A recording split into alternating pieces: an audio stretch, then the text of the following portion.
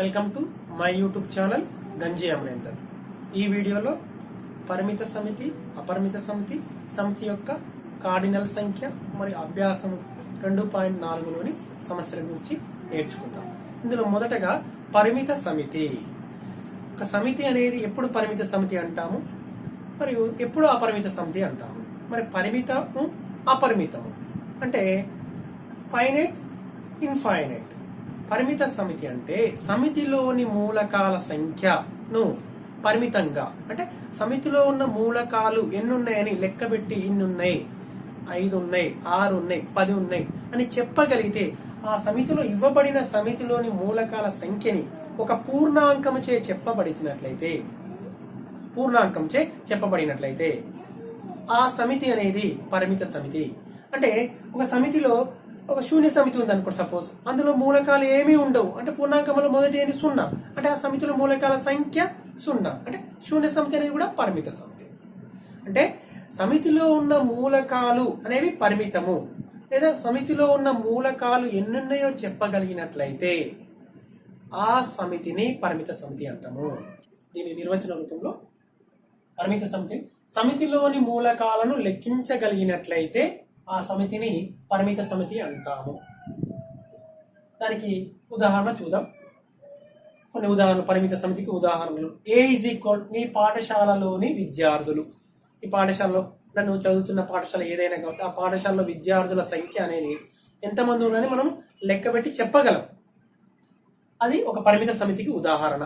Next B is equal set of p, q, r, s అనే మూలకాలు. ఇందులో ఈ మూలకాలు ఎన్ని చెప్పగలమంటే 1, 2, 3, 4. అంటే ఈ విధంగా ఇందులో ఉన్న మూలకాలని ఎన్నెన్నో చెప్పగలుగుతున్నాము, లెక్కించగలుగుతున్నాం. కాబట్టి ఇందులో ఉన్న మూలకాలు పరిమితము, కాబట్టి ఈ సమితిని పరిమిత సమితి అంటాము.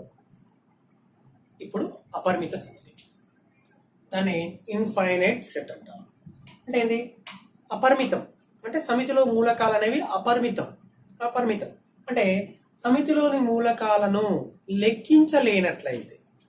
లెక్కించగలిగితేనేమో ఇన్నున్నాయని లెక్కబెట్టగలిగితే అది పరిమితము. ఇక్కడ ఏమంటారు? సమితిలోని మూలకాలను లెక్కించలేనట్లయితే ఆ సమితిని అపరిమిత సమితి అంటాము, ఇన్ఫైనైట్ సెట్ అంటాము. ఓకేనా? అంటే సమితిలోని మూలకాలను లెక్కించలేము, అవి ఎన్నున్నాయో చెప్పలేము, వాటిని ఆ సమితిని అపరిమిత సమితి అంటాము. కొన్ని ఉదాహరణలు అపరిమిత సమితికి. ఒక సరళ రేఖపై ఉన్న బిందువుల సమితి జి అనుకుంటే, సరళ రేఖ పైన ఉన్న బిందువుల సమితి జి అనుకుంటే జీని ఏమంటాం? అపరిమిత సమితి. ఒక జి అనేది అపరిమిత సమితి అవుతుంది. సరళ రేఖ పైన అనంత బిందువులు ఉంటాయి, అందులో ఉన్న బిందువులు అపరిమితం, కాబట్టి ఆ సమితి అనేది అపరిమిత సమితికి ఉదాహరణగా తీసుకుంటాం. నెక్స్ట్ రెండవది ఎక్స్ సచ్ దట్ ఎక్స్ అనేది ఎలా బిలాంగ్స్ టు ఎన్, అంటే సహజ సంఖ్యా సమితిలో చెందుతుంది. బిలాంగ్స్ అంటే సహజ సంఖ్యా సమితికి చెందుతుంది. మరియు అండ్ అని ఇచ్చిన ఎక్స్ అనేది ఏంటంట? ప్రధాన సంఖ్య. అంటే x such that x belongs to n and x అనేది ప్రధాన సంఖ్య. 2, 3, 5, 7 డాష్ అంటే చివరిది ఏదో చెప్పలేము, కాబట్టి ఇది కూడా అపరిమిత సమితి. 2 నుంచి మొదలు పెట్టుకొని చివరి డాష్ అని చెప్తున్నాము. ఒక సమితిలో చివరి మూలకాన్ని చెప్పలేకపోతున్నాం అంటే అది అపరిమిత సమితికి ఉదాహరణగా తీసుకోవచ్చు. ఇక్కడ అపరిమితం ఉన్నాయి కాబట్టి ప్రధాన సంఖ్యలు, ఇది రెండో ఉదాహరణగా తీసుకుందాం. Next x such that x belongs to N, మరియు ఎక్స్ అనేది బేసి సంఖ్య.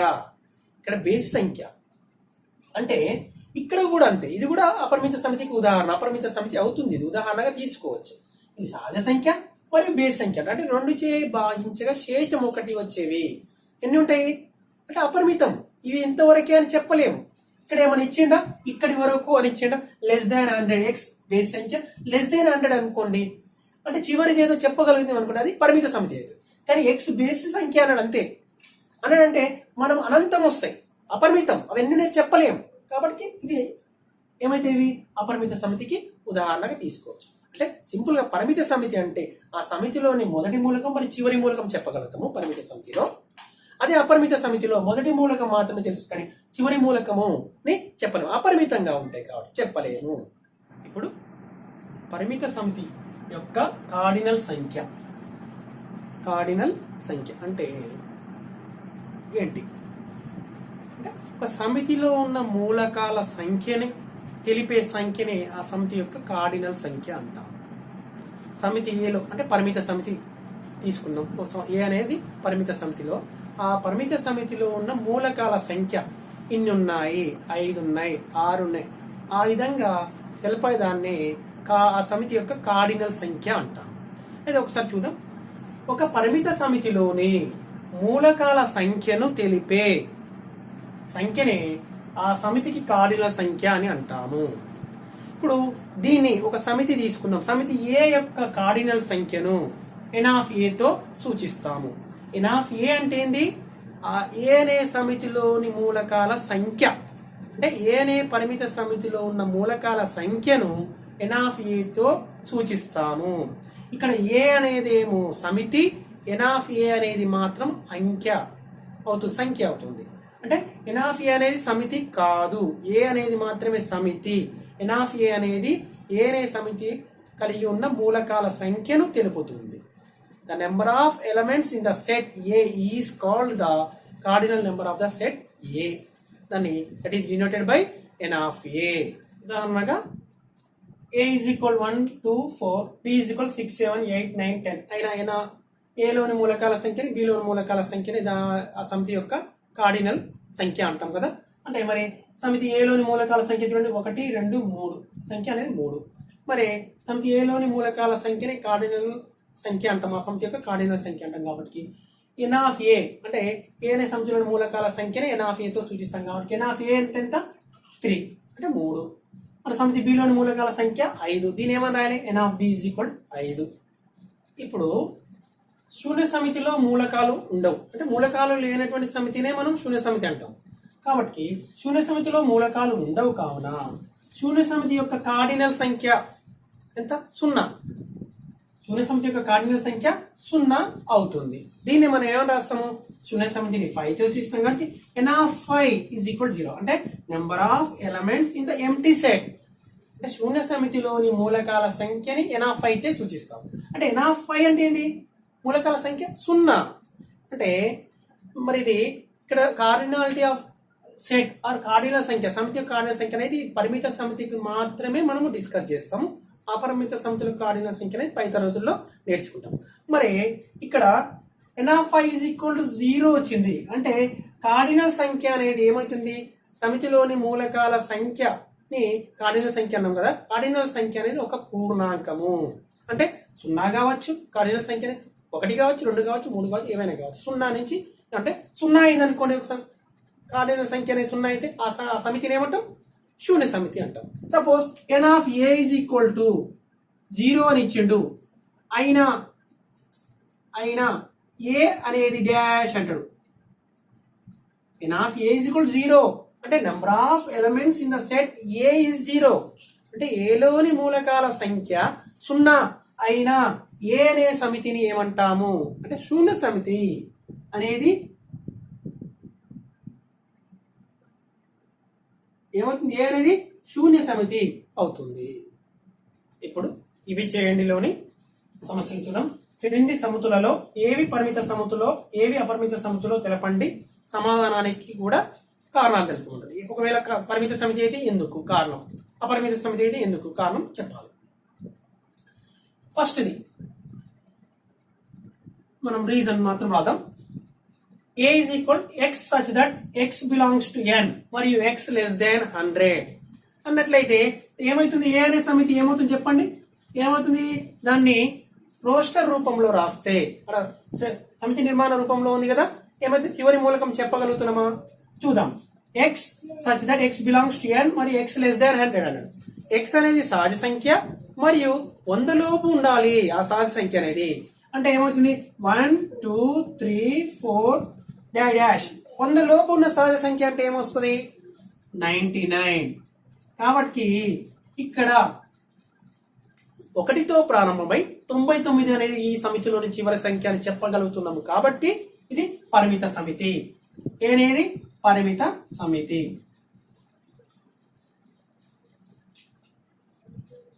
పరిమిత సమితి కారణం ఏంటంటే ఇందులో ఉన్న మూలకాలనే పరిమితము.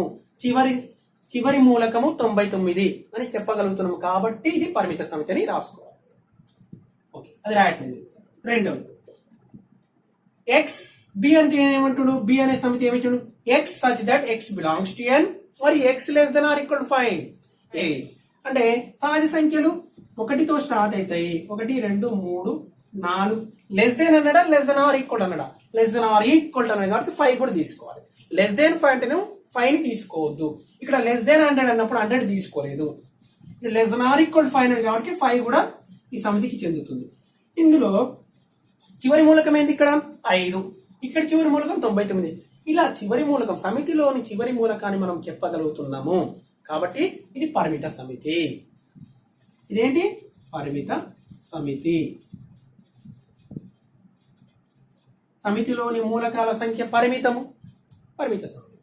నెక్స్ట్ మూడవది సి ఈజ్ ఈక్వల్ టు ఏమిచ్చిండు, 1 square 2 square 3 square dash dash.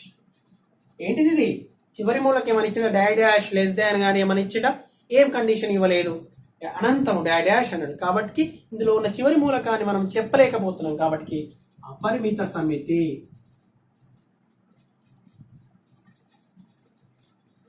సమితిలోని మూలకాలు అపరిమితం. కారణం రాయాలనుకుంటే సమితిలోని మూలకాలు అపరిమితము, ఇది రీజన్. లేదంటే సమితిలోని చివరి మూలకాన్ని చెప్పలేకపోతున్నాము కాబట్టి ఇది అపరిమిత సమితి. అది ఇంకా ఫోర్త్, చివరి మూలకం చెప్పలేదు. ఎక్స్ ఎక్స్ వారంలో ఒక రోజు అంటే ఏమేమి కావచ్చు, వారంలో ఒక రోజు అంటే సోమ నుంచి, వారంలో సోమ మంగళ బుధ గురు శుక్ర శని ఆది అంటే ఇవి పరిమితమే కదా కాబట్టి ఇది పరిమిత సమితి. ఇది అనేది వారంలో ఒక రోజు అనేది పరిమిత సమితి. డాష్ డాష్ పెట్టినమంటే అది చివరిది ఏదో చెప్పలేకపోతున్నాం. చివరిది ఇక్కడ డాష్ డాష్ పెట్టినవి అన్ని రాయలేదు. ఇక్కడ సమితిలో ఫస్ట్ దాంట్లో అన్ని రాయలేదు కానీ 99 చివరి దాన్ని మెన్షన్ చేసినాం, చూపించినాం కాబట్టి ఇది పరిమితం అవుతుంది. డాష్ డాష్ పెట్టి చివరిది చెప్తే అది పరిమితము. ఇక్కడ చూడండి చివరిది ఏదో చెప్పట్లేదు, చివరి మూలకాన్ని, కాబట్టి ఇది అపరిమితం. ఇప్పుడు ఆలోచించి చర్చించండిలోని చూద్దాం. శూన్య సమితి పరిమిత సమితి అవుతుంది. ఈ వాక్యము సత్యమా లేదా అసత్యమా, ఎందుకు? శూన్య సమితి అనేది పరిమిత సమితి అవుతుంది అని ఇచ్చింది కండిషన్, ఒక స్టేట్మెంట్ లాగా. ఈ వాక్యం సత్యమా అసత్యమా, ఎందుకు? అంటే పరిమిత సమితి అంటే ఏంటి, సమితిలోని మూలకాలు అనేవి పరిమితంగా అంటే నిర్ణయ చెప్పగలిగినట్లయితే అది పరిమిత సమితి అవుతుంది. కాబట్టి మరి శూన్య సమితిలోని మనం ఏమనొచ్చు, శూన్య సమితి అనేది పరిమిత సమితి అవుతుంది అంటే సత్యమే కాదా. శూన్య సమితి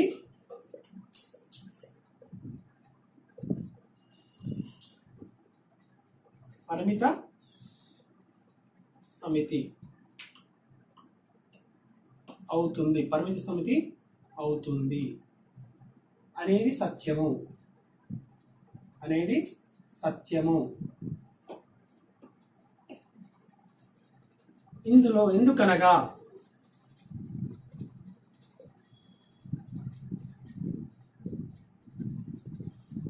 ఇందులో మూలకాలు లేవు. ఇందులో మూలకాలు లేవు. మూలకాలు లేవంటే n of 5 is equal to 0 అని చెప్పగలుగుతున్నాం. n of 5 అంటే ఆ సమితిలోని మూలకాల సంఖ్యని ఎంత ఉన్నాయి, ఎన్ని ఉన్నాయో చెప్పగలుగుతున్నాము. n of 5 is equal to 0 అని చెప్పగలుగుతున్నాము.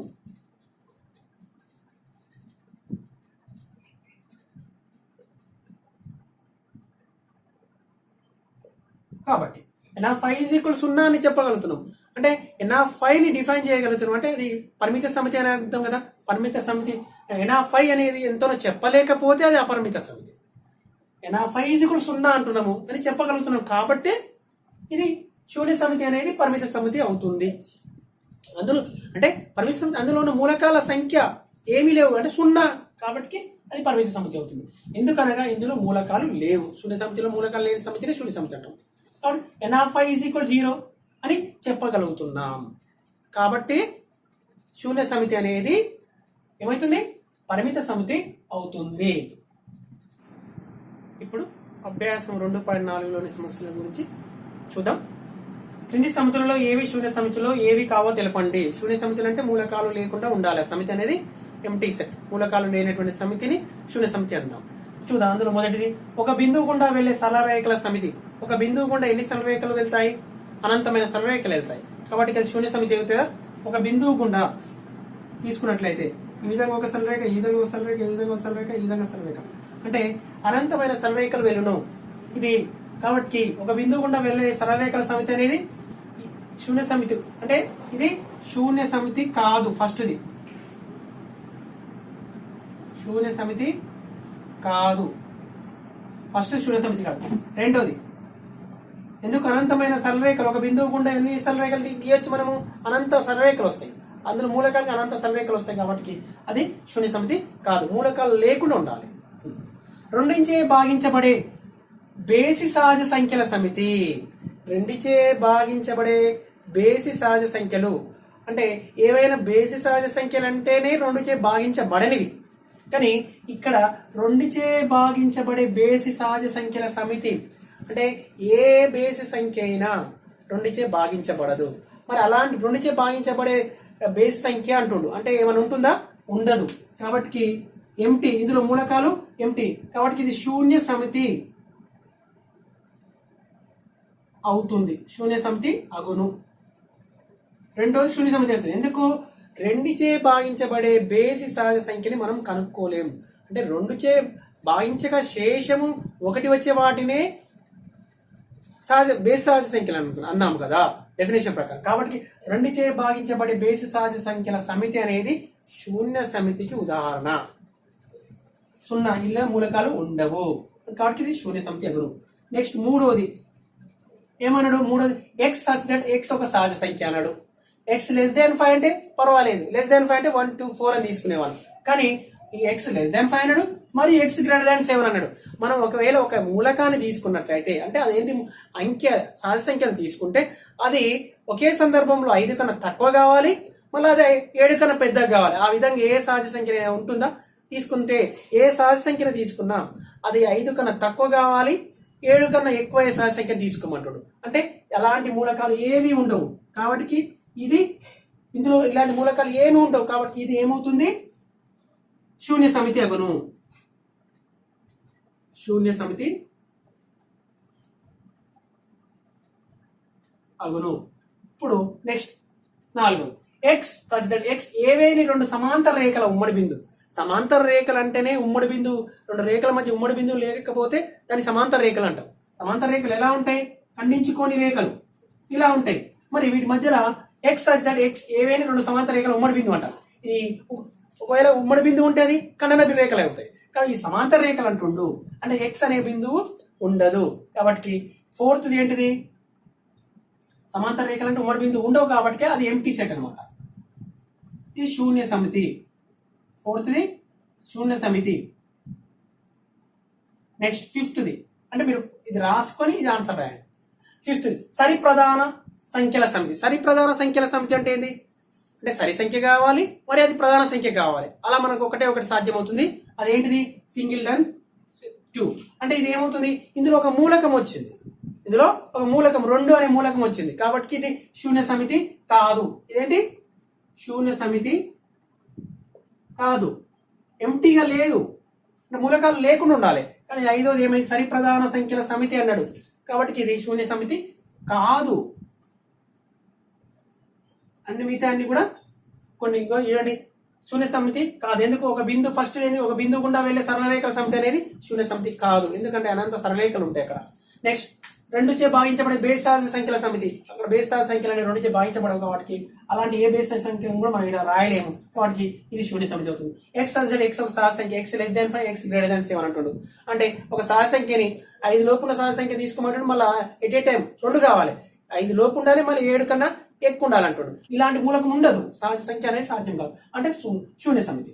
నెక్స్ట్ ఎక్స్ ఏవి రెండు సమాంతర రేఖల ఉమ్మడి బిందువు. సమాంతర రేఖలు అంటే ఉమ్మడి బిందువు లేనటువంటి రేఖలను సమాంతర రేఖలు అంటాం.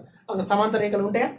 ఉమ్మడి బిందువు ఉంటుందా? ఉండదు. కాబట్టి ఇందులో మూలకాలు ఉండవు కాబట్టి ఇది శూన్య సమితి అవుతుంది. సరి ప్రధాన సంఖ్యల సమితి అంటే సరి ప్రధాన సంఖ్యల సమితి అంటే ఒక మూలకం ఉంటుంది, అది 2. కాబట్టి 2 శూన్య సమితి, ఇది శూన్య సమితి కాదు. ఇప్పుడు రెండవ సమస్య, క్రింది సమితులలో ఏవి పరిమిత సమితిలో ఏవి అపరిమిత సమితిలో తెలపండి అంటున్నాడు. ఒక సంవత్సరంలో నెలల సమితి. ఒక సంవత్సరంలో ఎన్ని నెలలు ఉంటాయి? 12. అంటే జనవరి, ఫిబ్రవరి అని ఏమవుతుంది? జనవరి డాష్ డిసెంబర్ అంటే ఏమవుతుంది? ఇది పరిమిత సమితి అవుతుంది. అంటే ఫస్ట్ నెల చివరి నెల అంటే ఇది ఫస్ట్ది పరిమిత సమితి అవుతుంది. ఫస్ట్. నెక్స్ట్ రెండవది 1, 2, 3 డాష్ 99, 100 అంటే ఇందులో ఉన్న మూలకాలు పరిమితము కాబట్టి ఇది కూడా పరిమిత సమితి. మొదటి మూలకము చివరి మూలకం తెలిపినాం కాబట్టి పరిమిత సమితి. ఇది కూడా రెండవది కూడా పరిమిత సమితి. ఇది జనవరి, ఆ విధంగా నెలలు 12 నెలలు ఉంటాయి కాబట్టి అది పరిమిత సమితి. నెక్స్ట్ మూడవది 99 కంటే తక్కువ కాగల ప్రధాన సంఖ్యల సమితి. 99 కన్నా తక్కువ అన్నాడు కాబట్టి ఇది కూడా పరిమిత సమితి. ఎక్కువ అంటే ఏమవుతుంది? అపరిమిత అవుతుంది. పరిమిత సమితి అంటే ఇక్కడ 99 లోపు అన్నాడు కాబట్టి కండిషన్ ఇచ్చాడు. అంటే 2 నుంచి ప్రధాన సంఖ్యలు ఏంటి? 2, 3, 5 ఇట్లా రాసుకుని పోతే 99 వరకు అన్నాడు. ప్రధాన సంఖ్యల సమితి అంటే అపరిమిత సమితి, కానీ 99 లోపు అన్నాడు కాబట్టి చివరిది ఏదో తెలుస్తుంది కాబట్టి అది పరిమిత సమితి. నెక్స్ట్ ఆంగ్ల భాషలోని అక్షరాల సమితి. ఇది కూడా పరిమితమే. ఎందుకు? మనకు తెలుసు కదా ఎన్ని ఉంటాయో.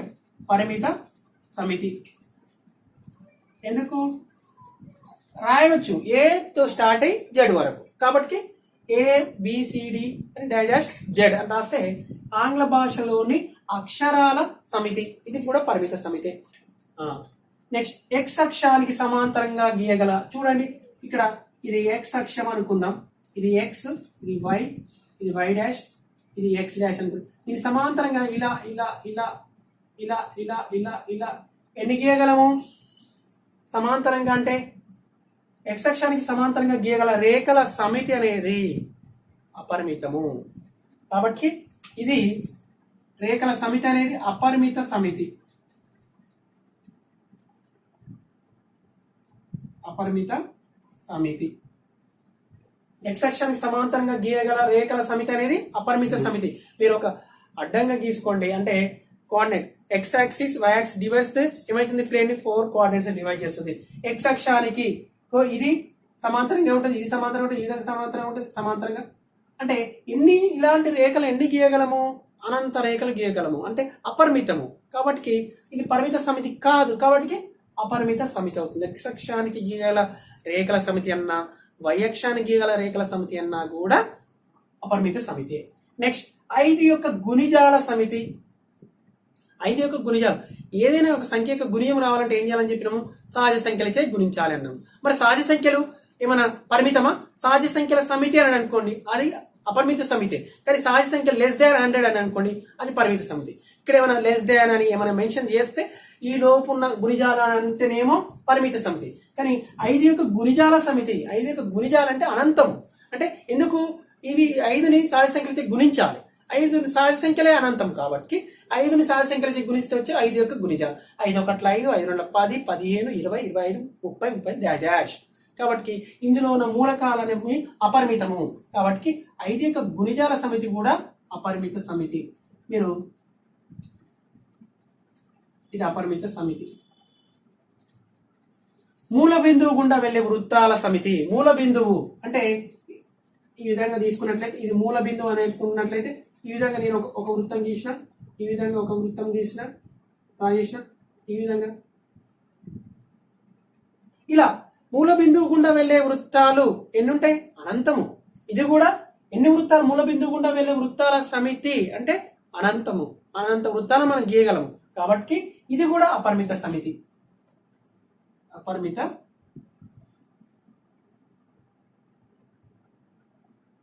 సమితి. ఉదాహరణ 14 చూద్దాం.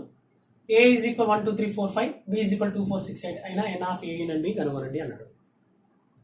N of A union B అంటే A యూనియన్ B అనే సమితిని కనుక్కొని దాంట్లో ఉన్న మూలకాల ఎన్ని ఉన్నాయో దాన్ని N of A union B అవుతుంది.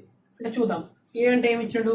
A is equal to 1 2 3 4 5, B is equal to 2 4 6 8 అని ఇవ్వబడినది. అంటే ఇప్పుడు ఏ union B, A union బిని find out చేద్దాం. అంటే ఏలో ఉన్న మూలకాలను బిలో ఉన్న మూలకాలను కలిపి రాయాలి. ఏ అంటే ఏ యూనియన్ బి అంటే ఏని రాయాలి. సమ్మేళనం 3 4 5 యూనియన్ కదా, మధ్యలో సింబల్ 2 4 6 8. చూడండి, ఫస్ట్ ఏలోని మూలకాలన్నిటి రాయండి. 1 2 3 4 5. ఇప్పుడు బిలోని మూలకాలను రాసేటప్పుడు ఒకసారి ఏలో ఉన్నాయా ఉంటే రాయకండి, లేదంటే మొత్తం కలిపి రాసిన తర్వాత ఉన్నవన్నీ తీసేద్దాం. 2 4 6 8. ఇప్పుడు చూడండి, ఏదైనా ఒక మూలకం వచ్చిన మూలకం మళ్ళీ రిపీట్ వచ్చితే దాన్ని తొలగించండి. ఇక్కడ 2 4 2 4 అని 2 సార్లు వచ్చిన 2 4ని తొలగించేద్దాం. 1 2 3 4 5 6 8. ఏ యూనియన్ బి ఏమైంది? ఏ యూనియన్ బి ఎంత వచ్చింది? 1 2 3 4 5 6 7 అంటే మనకు ఈ విధంగా వచ్చినాయి. అంటే n of A union B కావాలి మనకు. N of A union B. N of A union B అంటే ఏంది? ఏ యూనియన్ బి అనే ఏని బిని సమ్మేళనం చేయగా వచ్చిన నూతన సమితినే ఏ యూనియన్ బి అంటాము. ఇప్పుడు ఏ యూనియన్ బిలోని మూలకాల సంఖ్యనే ఎన్ ఆఫ్ ఏ యూనియన్ బి తెలుపుతుంది. ఎన్ ఆఫ్ ఏ యూనియన్ బి అంటే ఇందులో ఉన్న మూలకాలు ఎన్ని? 7. ఎన్ ఆఫ్ ఏ యూనియన్ బి అంటే 7. అంటే మరి ఇక్కడ ఎన్ ఆఫ్ ఏ అంటే ఏలోని ఏ అనే సమితిలోని మూలకాల సంఖ్య ఎంత? N of A is equal 5. N of B is equal to ఎంత? 4. మరి కలిపినప్పుడు n of A union B అంటే ఎన్ ఆఫ్ ఏని మరి ఏ అనే సమితిని బి అనే సమితిని కలిపినప్పుడు 9 రావాలి, కానీ 7 వచ్చింది. దీనికి గల కారణం ఏంటంటే ఇందులో ఏ అనే సమితిలోను బి అనే సమితిలోను 2 మూలకాలు ఉమ్మడిగా ఉన్నాయి. అంటే ఏ ఇంటర్సెక్షన్ బి అన్నమాట.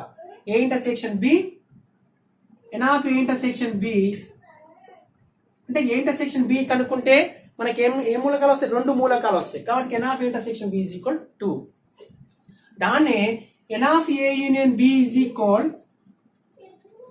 ఏ union B is equal to ఏమని రాయొచ్చు అంటే n of A plus n of B minus n of A intersection B అని ఒక సంబంధాన్ని ఎన్ ఆఫ్ ఏకి, ఎన్ ఆఫ్ బికి, ఎన్ ఆఫ్ ఏ యూనియన్ బికి, ఎన్ ఆఫ్ ఏ ఇంటర్సెక్షన్ బిల మధ్య ఒక సంబంధం ఇలాగా గుర్తుపెట్టుకోవాలి. ఎప్పుడు ఇది ఏ కామా బిలు ఏవేని సమితులు. వియుక్త సమితులు అయితే అది వేరే ఉంటుంది. ఇక్కడ ఏ కామా బిలు వియుక్త సమితులు కావు కాబట్టి అన్నప్పుడు ఈ విధమైన సంబంధం ఉంటుంది. అంటే చూడండి, సాటిస్ఫై చేస్తుంది. ఎన్ ఆఫ్ ఏ యూనియన్ బి ఎంత వచ్చింది? 7. ఏ యూనియన్ బి అంటే 7. ఎన్ ఆఫ్ ఏ అంటే 5 ప్లస్ ఎన్ ఆఫ్ బి అంటే 4. N of A intersection B 2. చూడండి, 7 is equal 5 plus 4 9 minus 2 7 is equal to 7. అంటే ఈ సంబంధం అనేది నిజమైనది. ఎలాంటిది? N of A union B is equal n of A plus n of B minus n of A intersection B అని రాయవచ్చును. ఏంటిది? ఎప్పుడు ఇది ఏ కామా బిలు ఏవేని సమితులు. ఇప్పుడు ఆలోచించి చర్చించండిలో ఏమి ఇచ్చిందో చూద్దాం. N of A, n of B, n of A intersection B మరియు ఎన్ ఆఫ్ ఏ యూనియన్ బిల మధ్య సంబంధం ఏమిటి? అంటే ఏ కామా బిలు ఇక్కడ ఏవేని సమితులు. అంటే మనం ఇంత ముందుకే మనము చెప్పుకున్నాం వీటి మధ్య సంబంధం అంటే ఏమని చెప్పుకున్నాం? N of A union B is equal ఏమని రాసినాం? ఎన్ ఆఫ్ ఏ ఏలోని మూలకాలు ప్లస్ ఎన్ ఆఫ్ బి బిలోని మూలకాలను కలిపి ఏ అనే సమితిలోని మూలకాలను బి అనే సమితిలోని మూలకాలు అంటే సంఖ్యను. ఎన్ ఆఫ్ ఏ అంటే అదొక సంఖ్య, number of elements in the set A. A అనే సమితిలో ఉన్న మూలకాల సంఖ్యని ఎన్ ఆఫ్ ఏ అంటాం. దాన్నే cardinal number of the set A. N of B the cardinal number of the set B. The number of elements in the set B is denoted by n of B. Now ఏం చేయాలి? N of A intersection B. ఎందుకు? A and B are అనేవి any sets here. ఏవైనా సమితులు అంటే A and B అంటే common elements. కాబట్టి ఆ కామన్ ఎలిమెంట్స్ ఎన్ ఆఫ్ ఏని ఎన్ ఆఫ్ బిని కలిపినప్పుడు అందులో ఒకవేళ కామన్ ఎలిమెంట్స్ ఉంటాయి కదా, అవి ఎన్ని వాటిని తీసేయాలి. తీసేస్తే that is equal to n of A union B. This is the relation between n of A, n of B, n of A intersection B, n of A union B. ఇది A comma B are any sets. ఇప్పుడు if A comma B are disjoint sets అయినట్లయితే ఎలా ఉంటుందో చూద్దాం.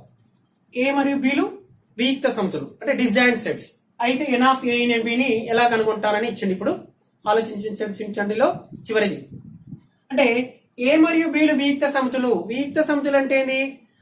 ఏ మరియు బిలు వియుక్త సమితులు అయినా మనము నోట్లో రాసుకున్నాం. ఏ మరియు బిలు వియుక్త సమితులు